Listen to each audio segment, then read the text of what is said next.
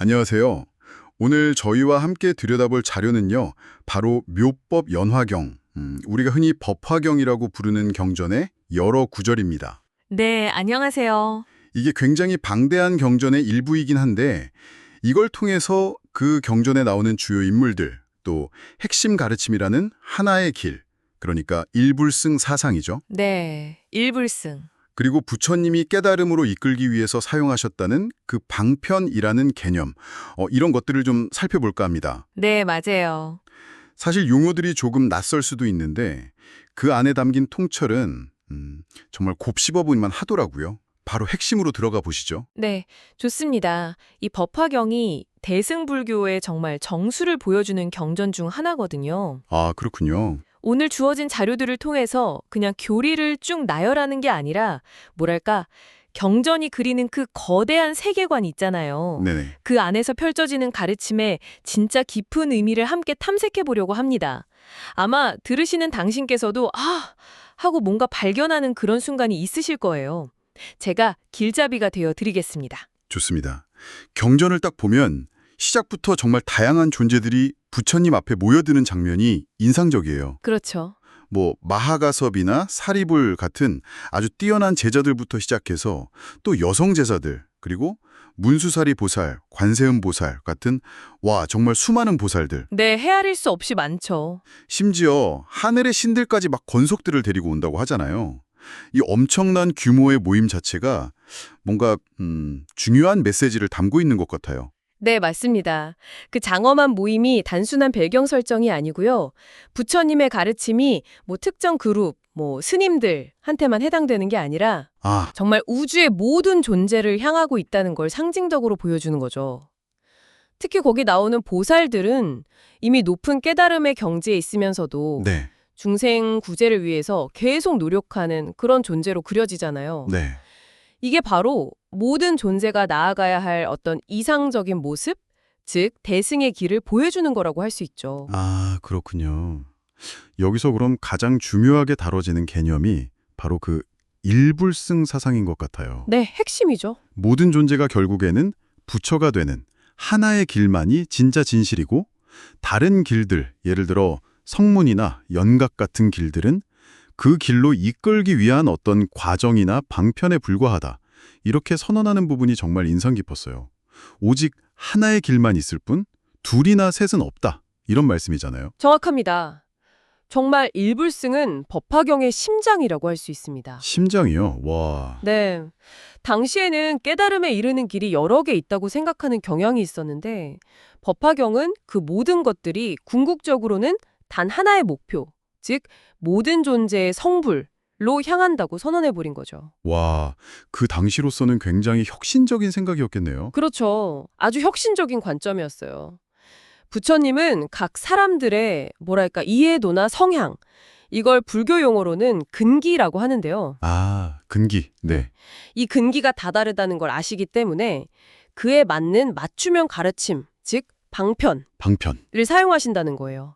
하지만 최종 목적지는 모두 같다는 거죠. 아, 그래서 방편이라는 개념이 여기서 이렇게 주요하게 등장하는군요.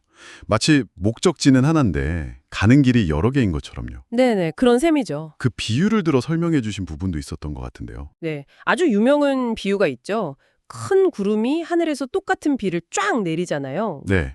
그런데 그 비를 맞는 땅 위의 풀이나 나무들은 각자 자기 크기나 종류에 따라서 다르게 자라나죠. 아, 그렇죠. 당연히 다르겠죠. 네, 하지만 그 비의 맛은 하나인 것처럼 부처님의 다양한 가르침, 즉 방편들도 결국은 모든 존재를 성불로 이끄는 일불승이라는 단 하나의 진리로 귀결된다는 의미예요. 아, 그러니까 다양한 가르침들이 서로 막 모순되는 게 아니라 궁극적인 진리를 향한 어떤 단계들이라고 봐야 하는 거군요. 바로 그거죠. 네, 단계들이라는 겁니다. 그렇다면 부처님이 그 사리불 같은 제자들에게 너 미래에는 부처가 될 것이다. 이렇게 수기를 주시는 장면 있잖아요. 네, 수기.